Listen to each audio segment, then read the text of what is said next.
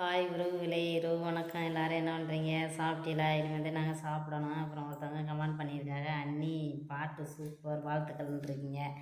ரொம்ப சந்தோஷம்.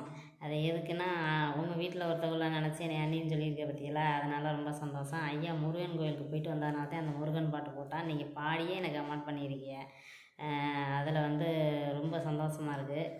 அப்புறம் அம்மா அவங்க என்ன ஊர்னு தெரியல, அவங்களுக்கு நான் சப்போர்ட் பண்ணி எனக்கு அவங்க சப்போர்ட் பண்ணுறாங்க. அம்மா அவங்கள ரொம்ப பிடிச்சிருக்கு. உங்கள் ஊர் என்னன்னு சொல்லுங்கள், உங்கள் பேர் என்னன்னு சொல்லுங்கள்.